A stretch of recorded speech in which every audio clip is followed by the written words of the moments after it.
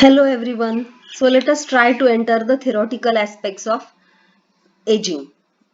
So let us see how exponential distribution can be used as a model for the no aging items. So there would be some repetition, but we will go through it very quickly. So suppose an item is of age t and t suffix t is the residual life of this item. F bar t is the survival function. Then f bar t at time u is nothing but the chance that the residual life of the item will be more than u time units. So if we want to write it in terms of t, where t denotes the entire lifetime of the item, then it will be like this. It will be probability that t is greater than t plus u, given that t is greater than t. So if you simplify this, it will be the joint probability upon marginal. So the joint probability will be simply probability that t greater than t plus u, because this will become obvious. And so this will be f bar t plus u upon f bar t, where f bar is the survival function of the lifetime, entire lifetime of the unit. So if there is no aging, whether the item is of age t or more, it doesn't matter. So what do we mean by that is, if we consider all these variables, t small suffix t. So if we consider set of all these variables, then all of them should have the same distribution. They should have identical distribution. So what does it mean? So it will mean that the survival function or the probability distribution, probability density function of these random variables would be same. So if you consider tt and t0, which we denote by capital T, then their survival functions will be same. So f bar t plus x will be same as f bar x, and this upon simplification gives us the equation as f bar t plus x equal to f bar x into f bar t. So this we have already discussed yesterday. So this is nothing but Cauchy functional equation. And now we know that exponential distribution is the only continuous distribution which fulfills this condition. This we are not going to prove this, but it's an important result. Also another way is the failure rate for exponential distribution is constant. So for example, if we consider exponential distribution with failure rate lambda, with parameter 1 by lambda, then the failure rate will be lambda, which is independent of t. So the hazard rate, failure rate is nothing but hazard rate here. So the hazard rate will be simply lambda, and so the lambda is independent of the time factor t, and so it will indicate that no matter how much is the age of the item, the rate hazard function or hazard rate remains the same, and so it will indicate no aging. Here in this lecture we are trying to justify why exponential distribution can be used as a model for no aging lifetimes. So another way to judge exponential distribution is through mean residual life function. So let us try to find mean residual life function. So LFT will be f bar t x integration of that over 0 to infinity. So it will be, because both are same, so it will be simply integration of f bar x, which will be simply 1 by lambda. So which is again not depending on the time, and so again you can say that the no aging is justified. So this is all about no aging. Now let us talk about positive aging. So positive aging, now age has adverse effect on residual lifetime. This we have already discussed. So let us now discuss technical details of this, the concepts which we mentioned in the previous lecture. So the first one was increasing failure rate. So what do we mean by increasing failure rate? So failure rate we have already defined, that is RT, hazard rate. So a distribution with failure rate RT increasing in T will be a IFR distribution, that is increasing failure rate distribution. But do we mean in anything more than this? Do we mean, means what else can be said if a distribution is IFR?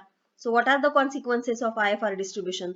So to answer these questions, let us consider the concept of stochastic dominance. So stochastic dominance is nothing but comparison of two random variables. Since random variables takes infinitely many values, how can we say that one random variable is smaller than the other? Because they are random variables, they are not fixed numbers. So one random variable less than the other will be meaningful only if it is less than the other for all possible values, right? because they are random variable now. So it won't be any or it won't be of any use if you say that one random variable is less than the other only for a particular set of values of omega in the sample space. So let us try to define what do we mean by dominance of these random variables. That is, a random variable, is it probabilistically, or in other words, is it stochastically dominant over the other? So suppose x and y are two random variables, and suppose f and g are their distribution functions respectively. Then by definition x is said to be stochastically smaller than y if f bar x, that is the survival function of x, is always less than or equal to the survival function of y, which is g bar, for all possible values of x. Notice this, it is smaller for all possible values of x. So what does it mean? Or equivalently, if you write it in terms of CDF, fx will be greater than or equal to gx for every x.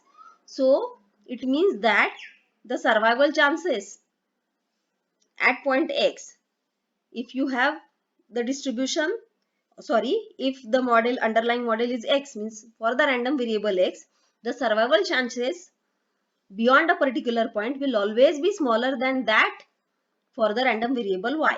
So this is what we mean here. So it means that for any point, the probability of survival beyond that point is smaller for x than that for y.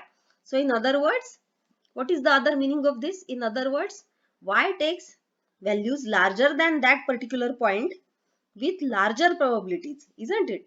This is nothing but probability. G bar x, f bar x, these are basically probabilities. So G bar x is greater than or equal to f bar. What does it mean? Probability that y takes values larger than this point is more than x taking values beyond that point.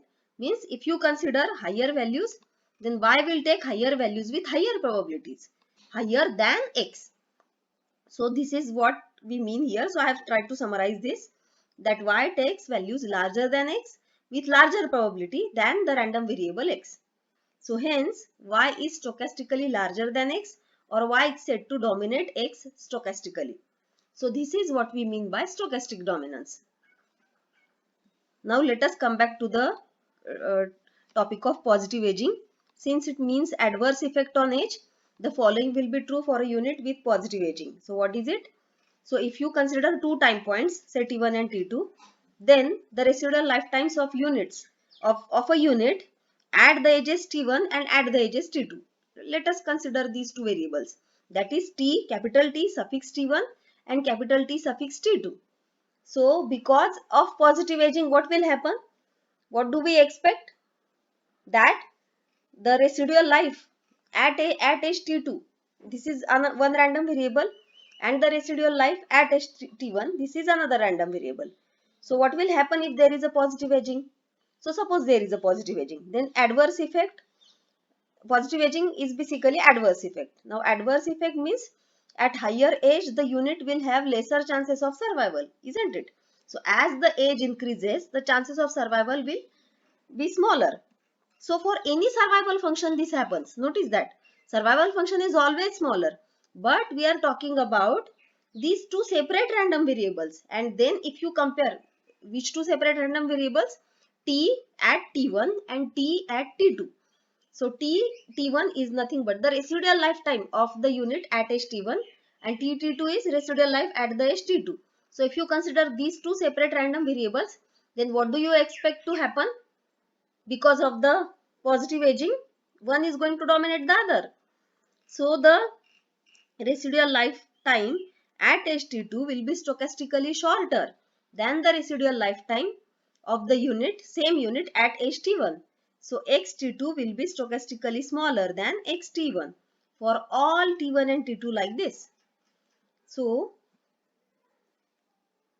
using the definition of stochastic dominance, we can say that f bar T1 x will be greater than or equal to f bar T2x for every T1 less than or equal to T2. So it, in another words, it means that if you consider the function f bar t, then it is a decreasing function, isn't it? You increased, then it got lesser, na? As you increase t, the values got decreased. So you can say as a function of t, f bar t is decreasing. So what does it mean? So in another words, if you consider this limit f bar t x, so now we are coming back to the uh, pointwise function. So f bar t at point x upon x. So if this limit x tends to 0, then this again, this from this definition you can come to this. So again this will be decreasing in t. But what does it mean? It means that f bar t x. So you can indirectly write it as 1 minus f bar t x. So the nature of the function will change.